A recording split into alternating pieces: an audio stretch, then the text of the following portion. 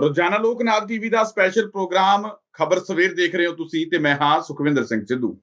Programme ਦੇ ਵਿੱਚ ਗੱਲਬਾਤ ਕਰਾਂਗੇ ਪੰਜਾਬ ਦੀ ਸਿਆਸਤ ਦੇ ਨਾਲ ਜੁੜੀਆਂ ਕੁਝ ਵੱਡੀਆਂ ਤੇ ਅਹਿਮ ਖਬਰਾਂ ਤੇ। ਸਭ ਤੋਂ ਪਹਿਲਾਂ ਗੱਲਬਾਤ ਕਰਾਂਗੇ ਕਿ ਕਾਂਗਰਸ ਹਾਈ ਕਮਾਨ ਦੇ ਵੱਲੋਂ 3 ਮੈਂਬਰੀ ਕਮੇਟੀ ਬਣਾਈ ਗਈ ਸੀ, ਜਿਸ ਦੇ ਵੱਲੋਂ ਪੰਜਾਬ ਕਾਂਗਰਸ ਦੇ ਕਾਟੋ ਕਲੇਸ਼ ਨੂੰ ਲੈ ਕੇ ਇੱਕ ਰਿਪੋਰਟ ਤਿਆਰ ਕੀਤੀ ਗਈ। ਉਹ ਰਿਪੋਰਟ ਸੋਨੀਆ ਗਾਂਧੀ ਨੂੰ ਸੌਂਪੀ ਗਈ ਤੇ ਸੋਨੀਆ ਗਾਂਧੀ ਦੇ ਵੱਲੋਂ 20 ਤਰੀਕ ਨੂੰ ਕਹਿੰਦੇ ਕਿ ਪੰਜਾਬ ਦੀ ਲੀਡਰਸ਼ਿਪ ਨੂੰ ਦਿੱਲੀ ਦੇ ਵਿੱਚ ਤਲਬ ਕੀਤਾ ਗਿਆ ਤੇ ਪੰਜਾਬ ਕਾਂਗਰਸ ਅਤੇ 2022 ਦੀਆਂ ਵਿਧਾਨ ਸਭਾ ਚੋਣਾਂ ਦੇ ਮੱਦੇਨਜ਼ਰ ਉਹਨਾਂ ਦੇ ਵੱਲੋਂ ਕੁਝ 20 ਤਰੀਕ ਨੂੰ ਵੱਡੇ ਫੈਸਲੇ ਲਏ ਜਾ ਸਕਦੇ ਆ। ਜਦੋਂ ਕੈਪਟਨ ਅਮਰਿੰਦਰ ਸਿੰਘ ਨੂੰ ਇਹ ਗੱਲ ਪਤਾ ਲੱਗੀ ਕਿ ਸੋਨੀਆ ਗਾਂਧੀ ਦੇ ਵੱਲੋਂ ਦਿੱਲੀ ਦੇ ਵਿੱਚ ਮੀਟਿੰਗ ਬੁਲਾਈ ਗਈ ਹੈ, ਤਾਂ ਉਸ ਤੋਂ ਤੁਰੰਤ ਬਾਅਦ ਕੈਪਟਨ ਅਮਰਿੰਦਰ ਸਿੰਘ ਦੇ ਵੱਲੋਂ ਆਪਣੇ ਧੜੇ ਦੇ ਦਰਜਨਾਂ ਵਿਧਾਇਕ ਤੇ ਮੰਤਰੀ ਤੇ ਐਮਪੀਜ਼ ਨੂੰ ਬੁਲਾ ਕੇ ਆਪਣੇ ਫਾਰਮ ਹਾਊਸ ਤੇ ਮੀਟਿੰਗ ਕੀਤੀ ਗਈ।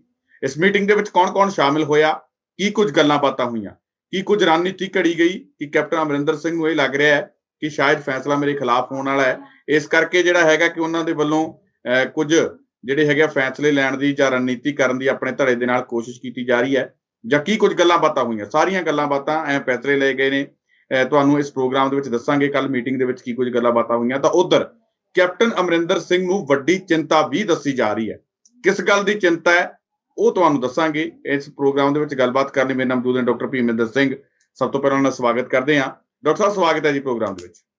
ਬਹੁਤ ਬਹੁਤ ਸ਼ੁਕਰੀਆ, ਮਿਹਰਬਾਨੀ, ਧੰਨਵਾਦ ਸੁਖਵਿੰਦਰ ਜੀ। ਡਾਕਟਰ ਸਾਹਿਬ ਕਿਵੇਂ ਦੇਖਦੇ ਹੋ ਕੈਪਟਨ ਅਮਰਿੰਦਰ ਸਿੰਘ ਦੀ ਜਿਹੜੀ ਕੱਲ ਮੀਟਿੰਗ ਹੋਈ ਹੈ? ਸਭ ਤੋਂ ਪਹਿਲਾਂ ਤਾਂ ਇਹ ਦੱਸੋ ਕਿ ਉਸ ਮੀਟਿੰਗ ਦੇ ਵਿੱਚ ਕੌਣ-ਕੌਣ ਸ਼ਾਮਿਲ ਹੋਇਆ ਤੇ ਕੀ ਲੋੜ ਪੈ ਗਈ ਇਸ ਮੀਟਿੰਗ ਦੀ? ਸੁਖਵਿੰਦਰ ਜੀ, ਪਿਛਲੇ ਲੰਮੇ ਸਮੇਂ ਤੋਂ ਆਪਾਂ ਨੂੰ ਪਤਾ ਹੈ ਕਿ ਕੈਪਟਨ ਸਾਹਿਬ ਕੋਸ਼ਿਸ਼ ਕਰ ਰਹੇ ਨੇ ਕਿ ਉਹ ਦੁਬਾਰਾ ਆ ਜਾਣ 22 ਦੇ ਵਿੱਚ, ਔਰ ਉਹਨਾਂ ਨੇ ਵੱਡੀ ਗੱਲ ਇਹ ਹੋਈ ਹੈ ਕਿ ਪੂਰੇ ਪੰਜਾਬ ਦੇ ਵਿੱਚ ਜਾਂ ਪਟਿਆਲੇ ਦੇ ਵਿੱਚ ਖਾਸ ਤੌਰ ਤੇ ਜਿਹੜੇ ਪੋਸਟਰ ਲਵਾਏ ਨੇ ਉਹਦੇ ਵਿੱਚ ਇਹੀ ਲਿਖਿਆ ਹੈ ਕਿ ਕੈਪਟਨ ਨੂੰ ਦੁਬਾਰਾ ਲਿਆਂਦਾ ਜਾਏ, ਕਿ ਸਾਰਿਆਂ ਦੀ ਹੁਣ ਮੰਗ ਹੈ। ਔਰ ਕੈਪਟਨ ਸਾਹਿਬ ਦੁਬਾਰਾ ਜਿਹੜੇ ਨੇ 22 ਦੇ ਵਿੱਚ ਇੱਕ ਮੁੱਖ ਮੰਤਰੀ ਦਾ ਚਿਹਰਾ ਬਣਨਾ ਚਾਹੁੰਦੇ ਨੇ, ਜਿਹੜੀ ਕਿ ਵੱਡੀ ਇਸ ਵੇਲੇ ਜਿਹੜੀ ਵੱਡੀ ਸਮੱਸਿਆ ਹੈ। ਚਾਹੇ ਆਪਾਂ ਵਿਰੋਧੀ ਧਿਰਾਂ ਦੀ ਦੇਖ ਲਈਏ, ਚਾਹੇ ਜਿਹਦੇ ਵਿੱਚ ਵੱਖ-ਵੱਖ ਧੜੇ ਉੱਭਰੇ ਨੇ ਪਿਛਲੇ ਦਿਨਾਂ ਦੇ ਵਿੱਚ, ਚਾਹੇ ਨਵਜੋਤ ਸਿੰਘ ਸਿੱਧੂ ਦਾ ਧੜਾ ਹੈ, ਪ੍ਰਤਾਪ ਸਿੰਘ ਬਾਜਵਾ ਦਾ ਧੜਾ ਹੈ, ਚੰਨੀ ਸਾਹਿਬ ਦਾ ਧੜਾ ਹੈ।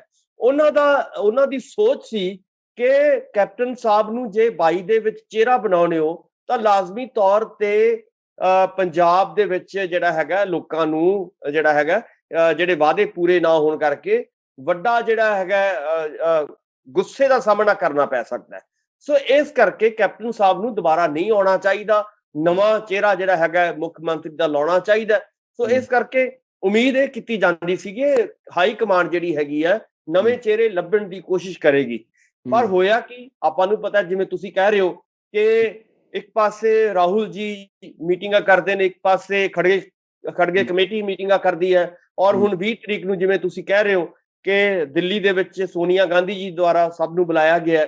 ਸੋ ਉੱਥੋਂ ਇਹ ਚਾਹੀਦਾ ਤਾਂ ਇਹ ਸੀਗਾ ਕਿ ਜਿੰਨੀ ਦੇਰ ਕੋਈ ਵੱਡਾ ਫੈਸਲਾ ਨਹੀਂ ਕਰਦੀ ਹਾਈ ਕਮਾਂਡ, ਉਨੀ ਦੇਰ ਇਸ ਤਰ੍ਹਾਂ ਦੇ ਪੋਸਟਰ, ਇਸ ਤਰ੍ਹਾਂ ਦੀ ਜਿਹੜੀ ਹੈਗੀ ਮੀਟਿੰਗਾਂ ਨਹੀਂ ਕੀਤੀਆਂ ਜਾਣੀਆਂ ਚਾਹੀਦੀਆਂ ਸੀਗੀਆਂ।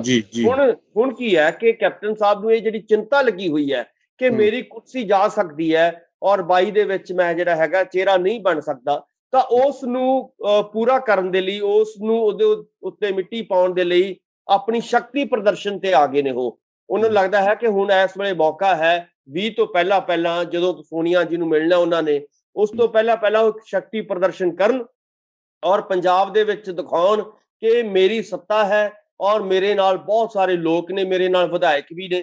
ਤੁਸੀਂ ਦੇਖਿਆ ਹੋਵੇਗਾ ਕਿ 4.5 ਸਾਲ ਤੋਂ ਨਾ ਉਹ ਕਿਸੇ ਵਿਧਾਇਕ ਨੂੰ ਮਿਲੇ ਨੇ, ਨਾ ਕਿਸੇ ਉਹ ਮੰਤਰੀ ਨੂੰ ਮਿਲੇ ਨੇ, ਪਰ ਹੁਣ ਅਚਾਨਕ ਹੀ ਉਹਨਾਂ ਨੇ ਸਿਸਮਾ ਫਾਰਮ ਦੇ ਦਰਵਾਜ਼ੇ ਖੋਲ੍ਹਤੇ ਨੇ ਸਾਰਿਆਂ ਦੇ ਲਈ। ਹੁਣ ਉੱਥੇ ਜਿਹੜੇ ਨੇ MLA ਵੀ ਮਿਲ ਰਹੇ ਨੇ। ਸ਼ਾਮਿਲ ਕੌਣ ਹੋਏ ਡਾਕਟਰ ਸਾਹਿਬ ਉੱਥੇ ਉਸ ਮੀਟਿੰਗ ਦੇ ਵਿੱਚ? ਸ਼ਾਮਿਲ ਕੌਣ ਹੋਏ ਉਹਦੇ ਵਿੱਚ?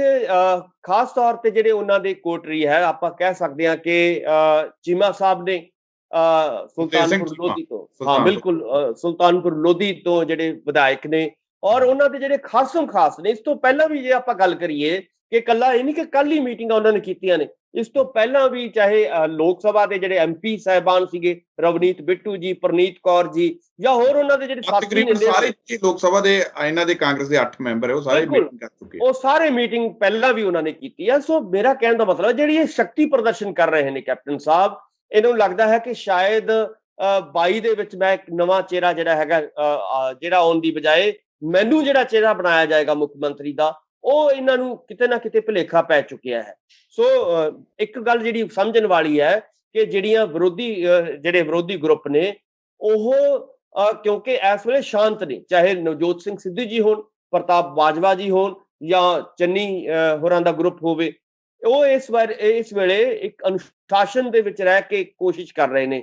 ਇੱਕ ਪਾਸੇ ਜਦੋਂ ਪ੍ਰਗਟ ਸਿੰਘ ਜੀ ਪਿਛਲੇ ਦਿਨਾਂ ਦੇ ਵਿੱਚ ਆਪਣੀ ਪ੍ਰੈਸ ਕਾਨਫਰੰਸ ਕਰਦੇ ਨੇ, ਉਹਨਾਂ ਨੂੰ ਕਿਹਾ ਜਾਂਦਾ ਹੈ ਕਿ ਤੁਹਾਡੇ ਤੇ ਅਨੁਸ਼ਾਸਨੀ ਕਾਰਵਾਈ ਹੋਏਗੀ। ਹੁਣ ਜਿਹੜੇ ਬੋਰਡ ਲੱਗ ਰਹੇ ਨੇ ਕਿ ਬੋਰਡ, ਕਿਉਂਕਿ ਹਾਲਾਂਕਿ ਹਾਈ ਕਮਾਂਡ ਦਾ ਕੋਈ ਫੈਸਲਾ ਨਹੀਂ ਆਇਆ ਕਿ ਦੁਬਾਰਾ ਕਿਹਨੂੰ ਤੁਸੀਂ ਮੁੱਖ ਮੰਤਰੀ ਦਾ ਚਿਹਰਾ ਬਣਾਉਣਾ, ਪਰ ਕੈਪਟਨ ਸਾਹਿਬ ਨੇ ਜਿਹੜੇ ਬੋਰਡ ਲਵਾਤੇ ਔਰ ਮੀਟਿੰਗਾਂ ਸ਼ੁਰੂ ਕਰਤੀਆਂ, ਇਹਦਾ ਮਤਲਬ ਕੀ ਹੈ ਕਿ ਇਹ ਅਨੁਸ਼ਾਸਨ ਨੂੰ ਤੋੜਨ ਦੀ ਗੱਲ ਨਹੀਂ ਹੈ। ਕੀ ਤੁਸੀਂ ਪਾਰਟੀ ਨੇ ਹਜੇ ਫੈਸਲਾ ਨਹੀਂ ਕੀਤਾ, ਤੁਸੀਂ ਦੁਬਾਰਾ ਕੈਪਟਨ ਦੇ ਜਿਹੜੇ ਨੇ ਮੁੱਖ ਮੰਤਰੀ ਦਾ ਚਿਹਰਾ ਬਣਨ ਦੇ ਤੁਸੀਂ ਆਪਣੇ ਬੋਰਡ ਲਗਵਾਤੇ।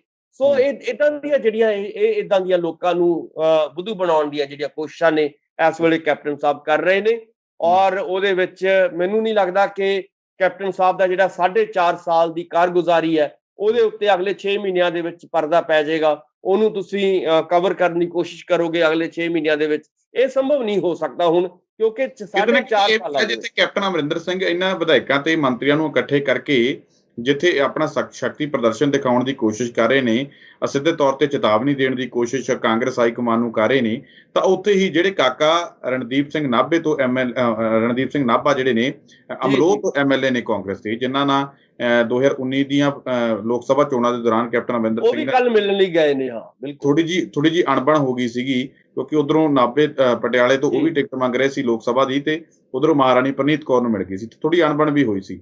ਤਾਂ ਹੁਣ ਉਹ ਵੀ ਜਿਹੜਾ ਉੱਥੇ ਪਹੁੰਚੇ ਹੋਏ ਸੀ ਕੱਲ ਮੀਟਿੰਗ ਦੇ ਵਿੱਚ, ਕਿਵੇਂ ਦੇਖਦੇ ਹੋ ਕਿ ਇੱਕ ਪਾਸੇ ਜਿੱਥੇ ਕੈਪਟਨ ਅਮਰਿੰਦਰ ਸਿੰਘ ਇਹਨਾਂ ਦਾ ਲਾਹਾ ਲੈਣ ਦੀ ਕੋਸ਼ਿਸ਼ ਕਰ ਰਹੇ ਆ, ਉੱਥੇ ਕਿਤੇ ਨਾ ਕਿਤੇ ਇਹ ਵਿਧਾਇਕ ਵੀ ਜਿਹੜੇ ਆਪਣਾ ਲਾਹਾ ਲੈਣ ਦੀ ਕੋਸ਼ਿਸ਼ ਕਰ ਰਹੇ ਆ, ਕੁਛ ਨਾ ਕੁਛ ਝਾੜਨ ਦੀ ਸਥਿਤੀ ਦੇ ਵਿੱਚੋਂ ਕੋਸ਼ਿਸ਼ ਕਰ ਰਹੇ ਆ, ਕਿਉਂਕਿ ਪਹਿਲਾਂ ਤਾਂ 4.5 ਸਾਲ ਕੈਪਟਨ ਅਮਰਿੰਦਰ ਸਿੰਘ ਮਿਲੇ ਨਹੀਂ। ਜੇ ਅੱਜ ਅਗਲਾ ਕਹਿੰਦਾ ਮਿਲ ਰਹੇ ਆ, ਤਾਂ ਜਿੱਥੇ ਕੈਪਟਨ ਨੇ ਲਾਹਾ ਲੈਣਾ ਉੱਥੇ ਸਾਨੂੰ ਵੀ ਲਾਹਾ ਮਿਲਣਾ ਚਾਹੀਦਾ। ਸੁਖਵਿੰਦਰ ਜੀ ਦੇਖੋ, ਹਰ ਕੋਈ ਚਾਹੁੰਦਾ ਕਿ ਇਸ ਫੁੱਟ ਦਾ ਫਾਇਦਾ ਉਠਾਇਆ ਜਾਏ, ਔਰ ਇਹ ਜਿਹੜੇ ਚਾਹੇ ਉਹ ਵੱਖ-ਵੱਖ ਵਿਧਾਇਕ ਹੋਣ, ਚਾਹੇ ਉਹ ਲੋਕ ਸਭਾ ਦੇ ਮੈਂਬਰ ਹੋਣ, ਇਹਨਾਂ ਨੂੰ ਇਹ ਲੱਗਦਾ ਕਿ ਹੁਣ ਜਦੋਂ ਵੀ ਨਵੀਂ ਕੈਬਨਿਟ ਬਣਨੀ ਹੈ, ਉਹਦੇ ਵਿੱਚ ਕੁਝ ਜਿਹੜੇ ਨੇ ਬਦਲੇ ਜਾਣਗੇ। ਇਹਨਾਂ ਨੂੰ ਸ਼ਾਇਦ ਇਹ ਉਮੀਦ ਹੈ ਕਿ ਅਗਲੇ ਜਿਹੜੇ 6-7 ਮਹੀਨੇ ਨੇ, ਉਹਦੇ ਵਿੱਚ ਵਜ਼ੀਰੀ ਦਾ ਚਲੋ ਫਾਇਦਾ ਹੀ ਉਠਾ ਲਿਆ ਜਾਏ, ਵਜ਼ੀਰੀ ਦਾ ਜਿਹੜਾ ਹੈਗਾ ਉਹ ਆਪਾਂ ਚੱਖ ਲਈਏ ਸਵਾਦ। ਸੋ ਇਸ ਕਰਕੇ ਇਹਨਾਂ ਨੂੰ ਇਹ ਉਮੀਦ ਲੱਗ ਰਹੀ ਹੈ ਕਿ ਆਉਣ ਵਾਲੇ ਦਿਨਾਂ ਦੇ ਵਿੱਚ ਜੇ ਹਾਈ ਕਮਾਂਡ ਦਾ ਇਸ਼ਾਰਾ ਆਉਂਦਾ ਹੈ, ਤਾਂ ਕੈਪਟਨ ਸਾਹਿਬ ਹੋ ਸਕਦਾ ਹੈ ਕਿ ਕੁਝ ਮੰਤਰੀਆਂ ਨੂੰ ਬਦਲ ਦੇਣ। ਸੋ ਉਹਦੇ ਵਿੱਚ ਆਪਣਾ ਦਾਅ ਲਾਉਣ ਦੀ ਕੋਸ਼ਿਸ਼ ਕਰ ਰਹੇ ਨੇ। ਪਰ ਮੈਂ ਇੱਥੇ ਗੱਲ ਜ਼ਰੂਰ ਦੱਸਣੀ ਚਾਹੁੰਦਾ ਕਿ ਪੰਜਾਬ ਦੇ ਲੋਕ ਇਸ ਵੇਲੇ, ਪੰਜਾਬ ਦੀ ਜਿਹੜੀ ਖਾਸ ਤੌਰ ਤੇ ਕੈਪਟਨ ਸਾਹਿਬ ਦੀ ਜਿਹੜੀ ਲੀਡਰਸ਼ਿਪ ਹੈ, ਉਹਨੂੰ ਕਬੂਲ ਨਹੀਂ ਕਰ ਰਹੇ, ਉਹਨੂੰ ਉਹ ਮੰਨਣ ਨੂੰ ਤਿਆਰ ਨਹੀਂ ਹੈਗੇ। ਇਸ ਵੇਲੇ ਉਹਨਾਂ ਨੂੰ ਲੱਗਦਾ ਹੈ ਕਿ ਜਿਸ ਕਿਸਮ ਦੀਆਂ ਪੰਜਾਬ ਦੇ ਵਿੱਚ ਵੱਡੇ ਸੰਕਟ ਸੀਗੇ, ਜਿਸ ਕਿਸਮ ਦੇ ਵਾਅਦੇ ਕਰਕੇ ਕੈਪਟਨ ਸਾਹਿਬ ਆਏ ਸੀਗੇ, ਉਹਦਾ ਉਹ ਫਲॉप ਸ਼ੋ ਹੋ ਚੁੱਕਿਆ ਹੈ। ਸੋ ਇਸ ਕਰਕੇ ਜੇ ਚਾਹੇ ਉਹ ਨਾਭੇ ਵਾਲੇ ਵਿਧਾਇਕ ਹੋਣ, ਚਾਹੇ ਉਹ ਚੀਮਾ ਸਾਹਿਬ ਹੋਣ, ਸੁਲਤਾਨਪੁਰ ਲੋਧੀ ਵਾਲੇ ਵਿਧਾਇਕ, ਜਾਂ ਉਹਨਾਂ ਨਾਲ ਜਿਹੜੇ ਹੋਰ OP ਸੋਨੀ ਜੀ ਹੋਣ, ਜਾਂ ਹੋਰ ਜਿਹੜੇ ਨੇ ਵੇਰਕਾ ਸਾਹਿਬ ਹੋਣ, ਰਵਨੀਤ ਸਿੰਘ ਬਿੱਟੂ ਵੀ ਵਿਧਾਨ ਸਭਾ ਦੀਆਂ ਚੋਣਾਂ ਲੜਨਾ ਚਾਹੁੰਦੇ ਆ। ਬਿੱਟੂ ਸਾਹਿਬ ਤਾਂ ਬਹੁਤ ਪਹਿਲਾਂ ਤੋਂ ਹੀ ਨੇੜੇ ਨੇ ਔਰ ਲਗਾਤਾਰ ਜਿਹੜੀ ਹੈਗੀ ਕੈਪਟਨ ਸਾਹਿਬ ਦੀ ਬੋਲੀ ਬੋਲਦੇ ਨੇ।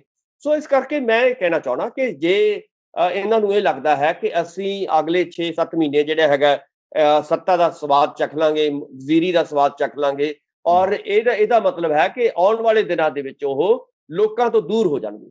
ਸੋ ਇਸ ਕਰਕੇ ਪੰਜਾਬ ਦੇ ਲੋਕ ਇਸ ਵੇਲੇ ਸਵਾਲਾਂ ਦੇ ਜਵਾਬ ਮੰਗਦੇ ਨੇ। ਉਹਨਾਂ ਨੂੰ ਲੱਗਦਾ ਹੈ ਕਿ ਕਿਹੜੇ ਵਾਅਦੇ ਜਿਹੜੇ ਕੀਤੇ ਸੀਗੇ ਉਹ ਦੱਸੋ, ਬਰਗਾੜੀ ਕਾਂਡ ਦਾ ਜਿਹੜਾ ਹੈਗਾ ਫੈਸਲਾ ਹੋਇਆ ਜਾਂ ਨਹੀਂ ਹੋਇਆ ਉਹ ਦੱਸੋ, ਘਰ ਨੌਕਰੀ ਮਿਲੀ ਜਾਂ ਨਹੀਂ ਮਿਲੀ ਉਹ ਦੱਸੋ। ਔਰ ਆਪਾਂ ਨੂੰ ਵੀ ਪਤਾ ਹੈ ਕਿ ਹਰ ਰੋਜ਼ ਪਟਿਆਲੇ ਦੇ ਵਿੱਚ ਪ੍ਰਦਰਸ਼ਨ ਹੋ ਰਹੇ ਨੇ ਅਧਿਆਪਕਾਂ ਦੇ, ਹਰ ਰੋਜ਼। ਪਰ ਡਾਕਟਰ ਸਾਹਿਬ, ਜੇ ਆਪਾਂ ਗੱਲ ਕਰੀਏ ਇਸ ਮੀਟਿੰਗ ਦੇ ਵਿੱਚ ਜਿਹੜੇ ਲੋਕ ਸ਼ਾਮਲ ਹੋਏ, ਇਸ ਤੋਂ ਪਹਿਲਾਂ ਨਵਤੇਜ ਸਿੰਘ ਚੀਮਾ ਹੋਰਾਂ ਦਾ ਨਾਮ ਕੋਈ ਬਹੁਤਾ ਅੱਗੇ ਨਹੀਂ ਸੀ ਆਉਂਦਾ ਕੈਪਟਨ ਦੇ ਕਰੀਬੀ ਸਾਥੀਆਂ ਦੇ ਵਿੱਚ। ਇਸ ਤੋਂ ਪਹਿਲਾਂ ਰਵਨੀਤ ਸਿੰਘ ਬਿੱਟੂ ਦਾ ਨਾਮ ਜਿਹੜਾ ਅੱਗੇ ਨਹੀਂ ਸੀ ਆਉਂਦਾ। ਹੁਣ ਜਿਹੜਾ ਨਾਮ ਪਹਿਲਾਂ ਆਉਂਦਾ ਹੁੰਦਾ ਸੀ, ਸੁਖਜਿੰਦਰ ਸਿੰਘ ਰੰਧਾਵਾ ਤੇ ਤ੍ਰਿਪਤ ਰਜਿੰਦਰ ਸਿੰਘ ਬਾਜਵਾ ਦਾ ਨਾਮ ਅੱਗੇ ਆਉਂਦਾ ਹੁੰਦਾ ਸੀ, ਰਾਣਾ ਗੁਰਜੀਤ ਸਿੰਘ ਦਾ ਨਾਮ ਅੱਗੇ ਆਉਂਦਾ ਹੁੰਦਾ ਸੀ। ਹੁਣ ਇਹ ਰਾਣਾ ਗੁਰਜੀਤ ਵੀ ਆਪਣੀ ਮੰਤਰੀਸ਼ਿਪ ਜਾਣ ਤੋਂ ਬਾਅਦ ਥੋੜੇ ਨਾਰਾਜ਼ ਨੇ, ਤੇ ਉੱਪਰੋਂ ਕੈਪਟਨ ਅਮਰਿੰਦਰ ਸਿੰਘ ਨੇ ਬਲਦੀ ਦੇ ਤੇਲ ਉਦੋਂ ਪਾਤਾ ਜਦੋਂ ਰਾਣੇ ਗੁਰਜੀਤ ਦੇ ਕੱਟੜ ਵਿਰੋਧੀ ਮੰਨੇ ਜਾਂਦੇ ਤੇ ਮੰਤਰੀ ਦੇ ਪਦ ਤੋਂ ਲਹਾਉਣ ਵਾਲੇ ਜਿਹੜੇ ਸੁਖਪਾਲ ਸਿੰਘ ਖਹਿਰਾ ਨੂੰ ਪਾਰਟੀ ਦੇ ਵਿੱਚ ਸ਼ਾਮਲ ਕਰ ਲਿਆ, ਸੁਖਜਿੰਦਰ ਸਿੰਘ ਰੰਧਾਵਾ ਨਾਰਾਜ਼ ਹੋ ਗਏ ਤੇ ਉਸ ਤੋਂ ਬਾਅਦ ਤ੍ਰਿਪਤ ਰਜਿੰਦਰ ਸਿੰਘ ਬਾਜਵਾ ਵੀ ਹੁਣ ਪਿੱਛੇ ਹਟ ਗਏ ਨੇ। ਕਿਤੇ ਨਾ ਕਿਤੇ ਕੈਪਟਨ ਅਮਰਿੰਦਰ ਸਿੰਘ ਦੇ ਲਈ ਚੰਗੀ ਖਬਰ ਨਹੀਂ। ਹਾਈ ਕਮਾਨ ਨੂੰ ਵੀ ਇਸ ਗੱਲ ਦੀ ਖਬਰ ਹੋਣੀ ਹੈ ਕਿ ਭਾਈ ਜਿਹੜੇ ਕੈਪਟਨ ਅਮਰਿੰਦਰ ਸਿੰਘ ਦੇ ਕਰੀਬੀ ਸਾਥੀ ਸੀ ਉਹ ਵੀ ਜੇਕਰ ਖਹਿੜਾ ਛੱਡਦੇ ਜਾ ਰਹੇ ਆ, it means captain Amarinder Singh ਦੀ ਸਥਿਤੀ ਡਾਵਾਡੋਲ ਹੈ। ਕੈਪਟਨ ਅਮਰਿੰਦਰ ਸਿੰਘ ਦੇ ਲਈ ਇਹ ਵੀ ਚਿੰਤਾ ਦਾ ਵਿਸ਼ਾ ਹੈ ਕਿ ਆਪਣੇ ਕਰੀਬੀ ਸਾਥੀ ਵੀ ਉਹਨਾਂ ਦਾ ਸਾਥ ਛੱਡੇ ਜਾ ਰਹੇ ਨੇ ਇੱਕ ਇੱਕ ਕਰਕੇ। ਬਿਲਕੁਲ, ਤੁਸੀਂ ਦੇਖੋਗੇ ਸੁਖਵਿੰਦਰ ਜੀ, ਜਿਹੜੀਆਂ 40 ਫਾਈਲਾਂ ਉਹਨਾਂ ਨੇ ਤਿਆਰ ਕੀਤੀਆਂ ਸੀਗੀਆਂ ਵੱਖ-ਵੱਖ, ਚਾਹੇ ਉਹ ਐਮਐਲਏ ਸਾਹਿਬਾਨ ਹੋਣ, ਚਾਹੇ ਮੰਤਰੀ ਸਾਹਿਬਾਨ ਹੋਣ, ਉਹਨਾਂ ਦੇ ਵਿੱਚ ਜਿਹੜੇ 40 ਨਾਮ ਸੀਗੇ ਉਹ ਕਈ ਉਹਨਾਂ ਦੇ ਵਿੱਚ ਇਹਨਾਂ ਦੇ ਕਰੀਬੀ ਵੀ ਸੀਗੇ। ਸੋ ਇਸ ਕਰਕੇ ਇਹਨਾਂ ਲੋਕਾਂ ਨੂੰ ਜਿਹੜੇ ਬਹੁਤ ਨੇੜਿਓਂ ਜੁੜੇ ਹੋਏ ਸੀਗੇ ਕਿਸੇ ਵੇਲੇ, ਜੇ ਤੁਸੀਂ ਪ੍ਰਤਾਪ ਸਿੰਘ ਬਾਜਵਾ ਤੋਂ ਇਲਾਵਾ ਆਪਾਂ ਦੇਖੀਏ ਕਿ ਉਸ ਇਲਾਕੇ ਦੇ ਜਿਹੜੇ ਹੋਰ ਲੋਕ ਵੀ ਸੀਗੇ ਜਿਹੜੇ ਬਹੁਤ ਕਿਸੇ ਵੇਲੇ ਚਾਹੇ ਵਿਰੋਧ ਵੀ ਕਰਦੇ ਸੀਗੇ, ਚਾਹੇ ਜਦੋਂ ਅਸੀਂ ਬਿੱਟੂ ਜੀ ਦੀ ਗੱਲ ਕਰਦੇ ਹਾਂ, ਉਹਨਾਂ ਦਾ ਵਿੱਚ ਵਿਚਾਲਾ ਸੀਗਾ ਕਿ ਉਹ ਕਦੇ ਵਿਰੋਧ ਵੀ ਕਰ ਦਿੰਦੇ ਸੀਗੇ ਕੈਪਟਨ ਸਾਹਿਬ ਦਾ, ਕਦੇ ਉਹ ਉਹਨਾਂ ਦੇ ਨੇੜੇ ਵੀ ਚਲੇ ਜਾਂਦੇ ਸੀਗੇ। ਪਰ ਹੁਣ ਉਹਨਾਂ ਦਾ ਨੇੜੇ ਆਉਣ ਦਾ ਮਕਸਦ ਇਹੀ ਹੈ ਕਿ ਜਿਹੜੇ ਉਹਨਾਂ ਤੋਂ ਪਾਰਟੀ ਤੋਂ ਦੂਰ ਜਾਂ ਕੈਪਟਨ ਸਾਹਿਬ ਤੋਂ ਦੂਰ ਹੋ ਚੁੱਕੇ ਨੇ, ਉਹਨਾਂ ਦੀ ਸਪੇਸ ਨੂੰ ਅਸੀਂ ਭਰਨਾ ਹੈ। ਔਰ ਇਹਨਾਂ ਨੂੰ ਲੱਗਦਾ ਹੈ ਕਿ ਉਸ ਸਪੇਸ ਨੂੰ ਜਿਹੜੇ ਦੂਰ ਹੋ ਗਏ ਐਮਐਲਏ ਜਾਂ ਮਿਨਿਸਟਰ, ਉਹਨਾਂ ਦੀ ਜਗ੍ਹਾ ਅਸੀਂ ਆਵਾਂਗੇ ਔਰ ਅਸੀਂ ਜਿਹੜਾ ਹੈਗਾ ਲਾਹਾ ਖੱਟਾਂਗੇ। ਸੋ ਇਸ ਤਰ੍ਹਾਂ ਦੀ ਸੋਚ ਨੂੰ ਜਿਹੜੀਆਂ ਮੀਟਿੰਗਾਂ ਹੋ ਰਹੀਆਂ ਨੇ। ਪਰ ਇੱਕ ਜਿਹੜੀ ਵੱਡੀ ਗੱਲ ਸਮਝਣ ਦੀ ਗੱਲ ਇੱਥੇ ਇਹ ਹੈ ਕਿ ਜਿਹੜੀਆਂ 40 ਫਾਈਲਾਂ ਲੈ ਕੇ ਕੈਪਟਨ ਸਾਹਿਬ ਹਾਈ ਕਮਾਂਡ ਨੂੰ ਮਿਲੇ ਸੀਗੇ ਕਿ ਮੇਰੇ ਇਹ ਮੰਤਰੀ ਤੇ ਮੇਰੇ ਇਹ ਐਮਐਲਏ ਘੁਟਾਲੇ ਕਰ ਰਹੇ ਨੇ ਪਿਛਲੇ ਲੰਬੇ ਸਮੇਂ ਤੋਂ, ਇਹਨਾਂ ਦੇ ਵਿਰੁੱਧ ਕਾਰਵਾਈ ਹੋਣੀ ਚਾਹੀਦੀ ਹੈ। ਇੱਥੋਂ ਇਹ ਲੱਗਦਾ ਹੈ ਕਿ ਜਿਹੜੀ ਆਪਾਂ ਨੂੰ ਕਹਿ ਸਕਦੇ ਹਾਂ ਕਿ ਜਿਹੜੀ 4.5 ਸਾਲ ਦੀ ਕਾਰਗੁਜ਼ਾਰੀ ਹੈ ਉਹਦੇ ਵਿੱਚ ਉਹਨਾਂ ਨੇ ਆਪ ਜਿਹੜਾ ਹੈਗਾ ਇਸ ਤਰ੍ਹਾਂ ਦੇ ਘੁਟਾਲੇ ਕਰਨ ਦੀ ਇਜਾਜ਼ਤ ਦਿੱਤੀ ਹੈ। ਔਰ ਇਸ ਤਰ੍ਹਾਂ ਦੇ ਘੁਟਾਲੇ ਕਿਉਂ ਹੋਏ, ਇਹ ਵੱਡੇ ਸਵਾਲ ਨੇ। ਔਰ ਇਸ ਵੇਲੇ ਮੈਨੂੰ ਲੱਗਦਾ ਹੈ ਕਿ ਬਹੁਤ ਚਾਰੇ ਪਾਸਿਓਂ ਜੇ ਆਪਾਂ ਕਹੀਏ ਕਿ ਕੈਪਟਨ ਸਾਹਿਬ ਦੀ ਜਿਹੜੀ ਸਰਕਾਰ ਹੈ ਉਹ ਘੁਟਾਲਿਆਂ ਨਾਲ ਘਿਰ ਚੁੱਕੀ ਹੈ, ਚਾਹੇ ਉਹ ਪੀਪੀ ਕਿਟਾਂ ਦਾ ਘੁਟਾਲਾ ਹੋਵੇ, ਚਾਹੇ ਵੈਕਸੀਨੇਸ਼ਨ ਦਾ ਘੁਟਾਲਾ ਹੋਵੇ, ਚਾਹੇ ਉਹ ਜਿਹੜੇ ਦਲਿਤ ਵਿਦਿਆਰਥੀ ਨੇ ਉਹਨਾਂ ਦੀ ਸਕਾਲਰਸ਼ਿਪ ਦੀ ਗੱਲ ਹੋਵੇ।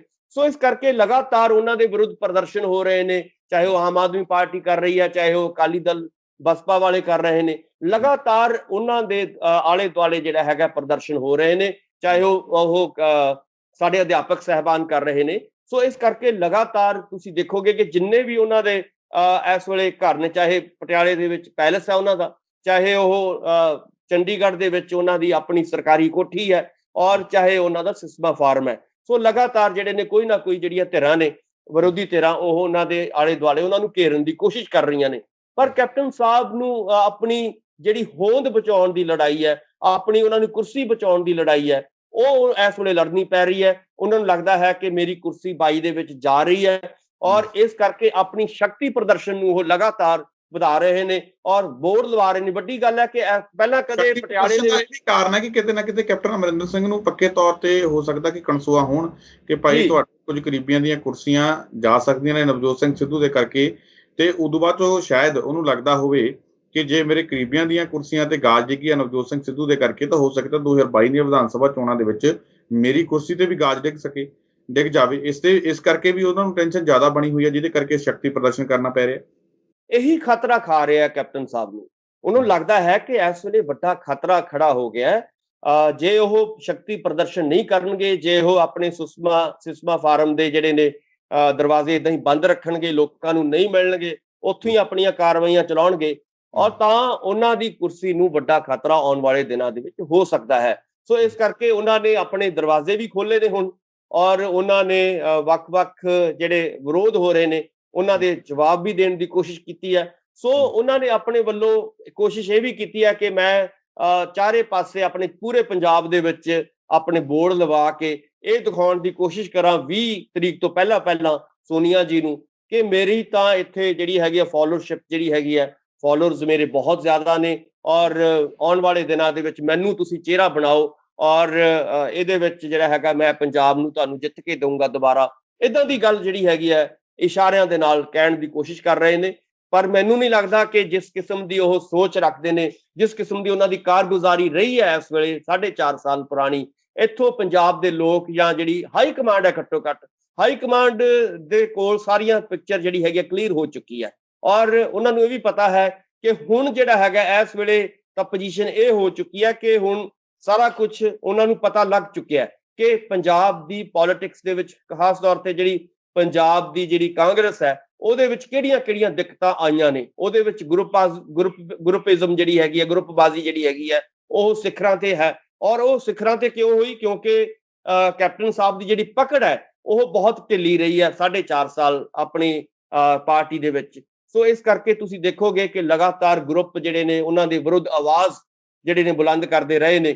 ਸੋ ਇਹਦਾ ਨਤੀਜਾ ਇਹੀ ਨਿਕਲਿਆ ਹੈ ਕਿ 22 ਦੇ ਵਿੱਚ ਜੇ ਸੋਚਦੇ ਨੇ ਕੈਪਟਨ ਸਾਹਿਬ ਕਿ ਦੁਬਾਰਾ ਮੈਂ ਆ ਜਾਊਂਗਾ, ਇਹ ਸੰਭਾਵਨਾਵਾਂ ਬਹੁਤ ਘੱਟ ਨੇ। ਇਹਦੇ ਵਿੱਚ ਕੋਈ ਮੈਨੂੰ ਲੱਗਦਾ ਨਹੀਂ ਕਿ ਹਾਈ ਕਮਾਂਡ ਏਡਾ ਵੱਡਾ ਰਿਸਕ ਲਏਗੀ ਕਿ ਦੁਬਾਰਾ ਕੈਪਟਨ। ਗੱਲਾਂ ਇਹ ਵੀ ਸਾਹਮਣੇ ਆ ਰਹੀਆਂ ਨੇ ਕਿ ਦੇਖੋ, ਜਿਹੜੇ ਕਾਂਗਰਸ ਦੀ ਪੰਜਾਬ ਦੇ ਵਿੱਚ ਜੇਕਰ ਵਿਰੋਧੀ ਤਕੜੀ ਪਾਰਟੀ ਮੰਨੀ ਜਾਂਦੀ ਹੈ, ਤਾਂ ਜੇਕਰ ਉਹਨਾਂ ਨੂੰ ਟੱਕਰ ਦੇਣ ਵਾਲੀ ਕੋਈ ਪਾਰਟੀ ਮੰਨੀ ਜਾਂਦੀ ਹੈ ਤਾਂ ਉਹ ਅਕਾਲੀ ਦਲ ਹੈ। ਅਕਾਲੀ ਦਲ ਦਾ ਬਸਪਾ ਦੇ ਨਾਲ ਗੱਠਜੋੜ ਹੁੰਦਾ। ਬਸਪਾ ਵੀ ਨੈਸ਼ਨਲ ਪਾਰਟੀ ਹੈ ਤੇ ਪਹਿਲਾ ਵੋਟ ਬੈਂਕ ਵੀ ਚੰਗਾ ਰਿਹਾ ਪੰਜਾਬ ਦੇ ਵਿੱਚ। ਹਾਲਾਂਕਿ ਹੁਣ 1.5% ਦੱਸਿਆ ਜਾ ਰਿਹਾ ਹੈ। ਲੋਕ ਸਭਾ ਚੋਣਾਂ ਦੇ ਵਿੱਚ ਕਹਿੰਦੇ ਕਿ ਉਹਨਾਂ ਨੂੰ ਪਿਛਲੀਆਂ ਵਿਧਾਨ ਸਭਾ ਚੋਣਾਂ ਦੇ ਵਿੱਚ 1.5% ਦੀ ਵੋਟ ਪਈ ਹੈ।